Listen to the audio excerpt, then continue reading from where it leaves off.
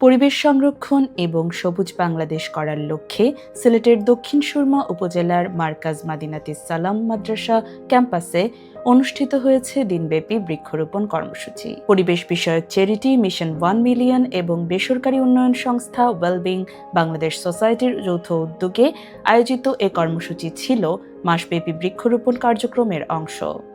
অনুষ্ঠানে বক্তারা বলেন, বর্তমান সময়ে তাপমাত্রা বৃদ্ধি, বায়ু দূষণ এবং প্রাকৃতিক দুর্যোগের ঝুঁকি মোকাবেলায় ব্যাপকভাবে বৃক্ষরোপণ করতে হবে। আগামী প্রজন্মের জন্য সবুজ বাংলাদেশ গড়ে তুলতে বৃক্ষরোপণের কোনো বিকল্প নেই।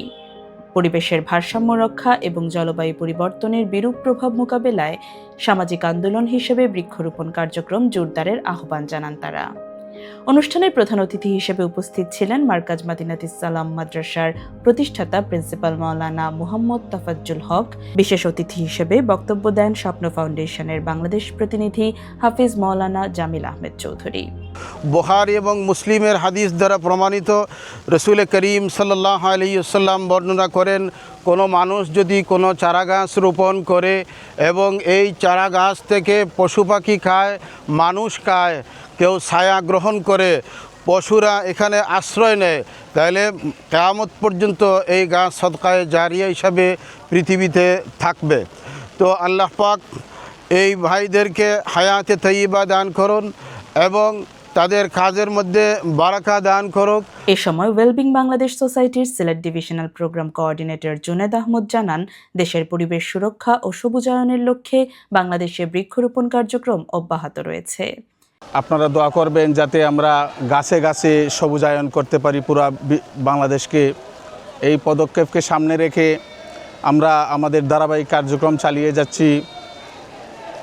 বিশেষ করে আমাদের প্রধানমন্ত্রীর যে অগ্রাধিকার প্রকল্প বৃক্ষরোপণ, এই বৃক্ষরোপণের অংশ হিসাবেই আমরা চলমান প্রজেক্ট চালিয়ে যাচ্ছি।